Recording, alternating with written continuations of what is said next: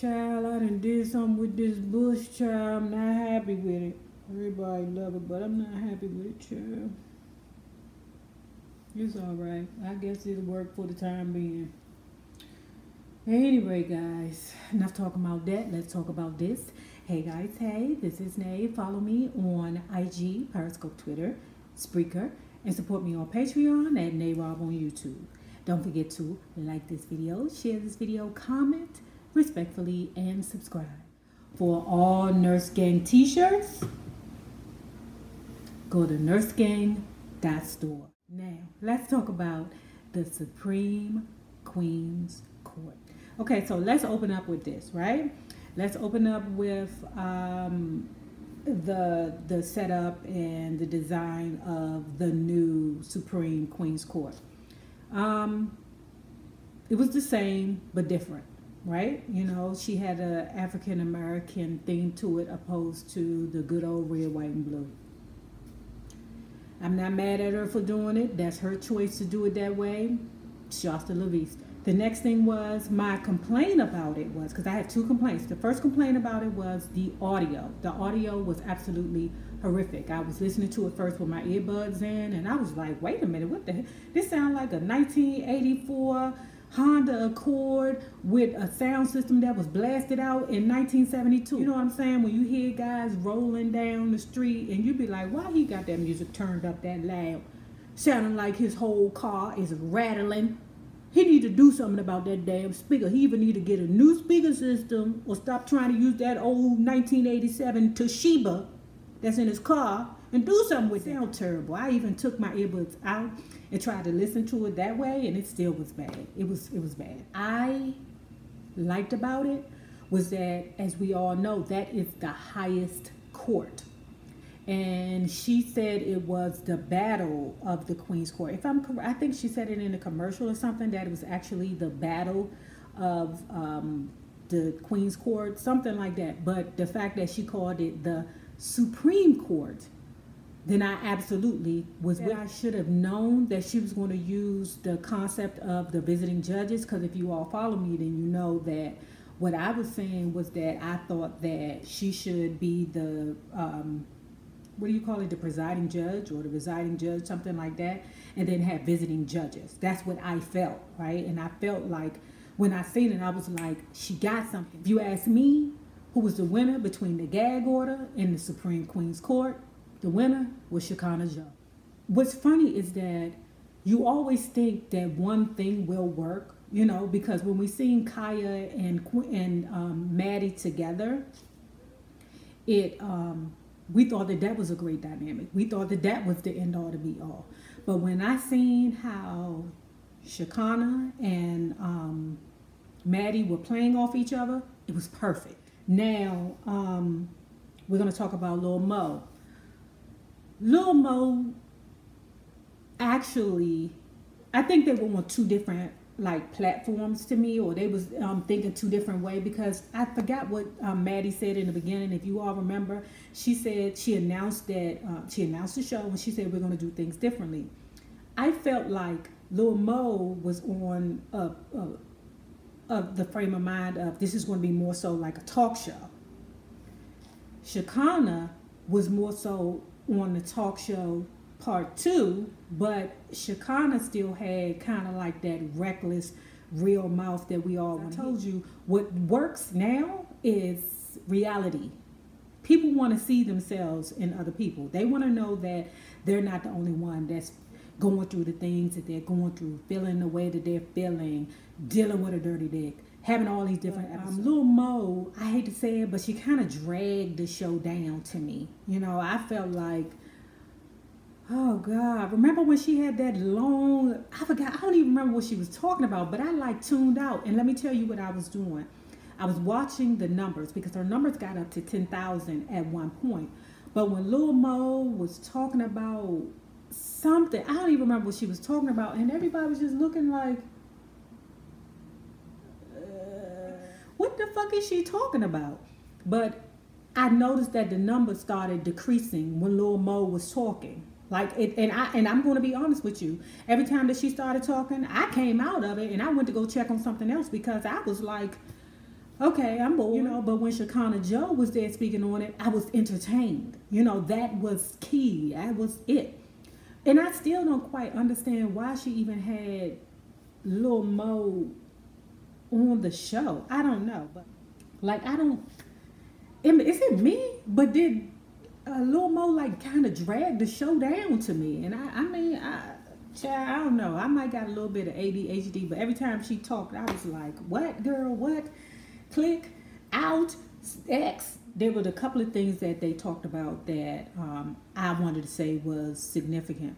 Because remember when Shekinah Joe, being from Atlanta, y'all know I'm in Atlanta now. I'm from DC, but I'm in Atlanta now. She said the new thing is boy, boy, girl. Now remember, the thing was girl, girl, boy. And I said, Shekinah Joe may be ratchet. She may be hood. She might even be a bit uneducated because I don't think that she graduated high school, but I'm not going to knock her for that because any woman that can have, you know, that is not highly educated, that still can get her own, like that's why I love me some It's Lovely Mimi, the little Asian girl from Maryland or the DMV that's up here now doing her thing. Anybody that can come from the bottom and work there. Like I always tell people, my grandmother had a 2nd grade education and went on to have a house on Capitol Hill in DC, and any of y'all from DC, y'all know what's up with that Capitol Hill housing. Okay, that's not for everybody. Okay, she's real. I love it. I didn't always agree with what she said. I'm gonna talk about some things that I didn't agree with, but I love her rawness. I love her realness. I loved the way that they played off each other. Their dynamic was awesome, and basically, Lil Mo was just sitting right there, just. I wanted to be like, bitch, go back home. Take care of them 97 kids you got, girl. Go somewhere. So when Shekinah Joe made that comment about boy, boy, girl, Lil Mo didn't say anything. Of course she didn't.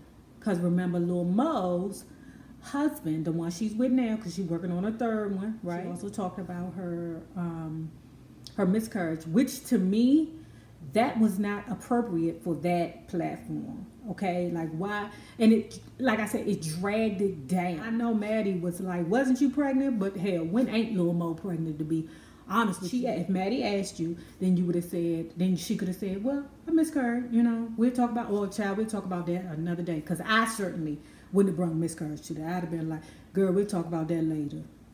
That's it. We're on a different type of platform because they're going to burn your ass out on that platform, because all they here to do, all the people, everybody who goes to, you know, the Queen's Court or gag order or anything like that, they just there to burn people out, okay, or watch people get burned. Like, I wonder how Lil Mo was feeling, and Shekinah Joe was like talking about kind of sort of her situation, because from what I understand, her first husband had bisexual issues, her second husband had bisexual issues too, and then the 3rd husband, remember when they caught him cheating when he was inboxing some girl or calling some girl, and he was like, yeah, who you over there screwing? Let me see how big his ding dong is. And I said, whoa. But I just found that ironic because they was talking about down low men, and Lil Mo's husband has been known to look at a penis or two, if you know what I'm saying.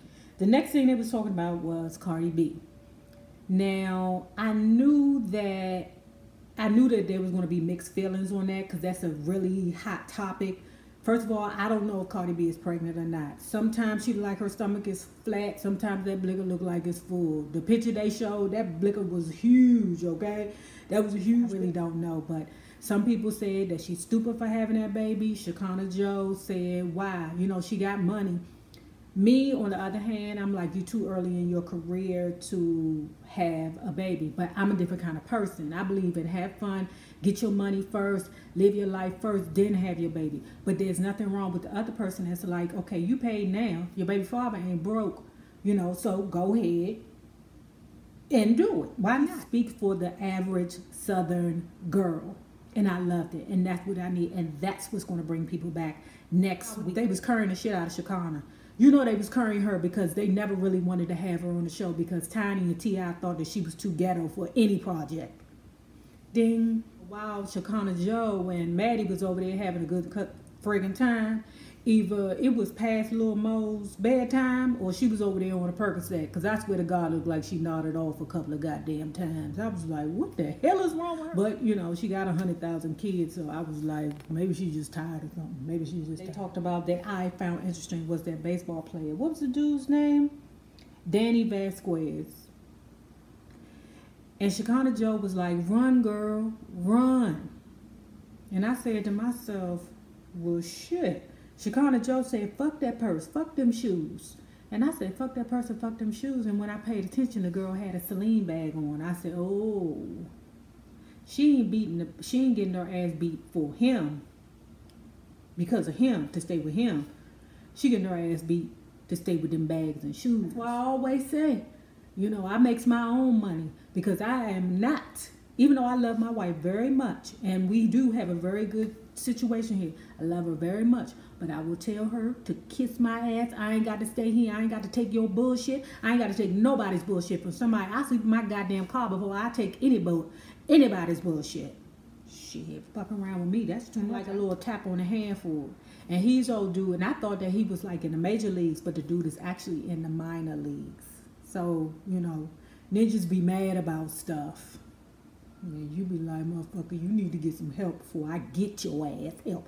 Because if you want help, oh, I give it to you, motherfucker. And the final thing that I thought was, I was looking at Shekinah like, what the hell is going on here, Shekinah?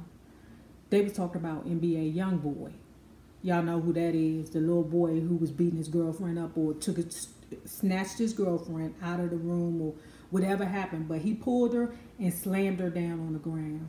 And she got up. That girl was like, oh, oh. And they locked his ass up. But now he home on bail. But they get ready to go further. They get ready to go further with the charges, with the prosecution, because, and they don't need the little girl to testify against nothing. And the boy was like, I wish I would hurry up and die already. No, what you should have wished you would have done was not to play so much, because according to the little girl, they play like that all the time. And Shekinah Joe, I said to myself, wait a minute. What the hell is going on with Shekinah Joe and NBA Youngboy? Because she was like, when they brung it up, because Maddie had talked about it, Maddie was like, wait a minute, what he did to that little girl, Shekinah Joe was like, that's my little friend now. You heard her say, I bet you can't pull me. I bet you can't pull me. I said, oh my God, what is going on? Shekinah Joe, is that your little sugar baby? Let me shut my mouth, because y'all know I didn't have a sugar baby before. You know, my wife is a little bit of a sugar baby, if you want to keep it honest. You know? I said, what the hell is going on here? Why you riding for this little wife beating dude? And she was like, you heard her.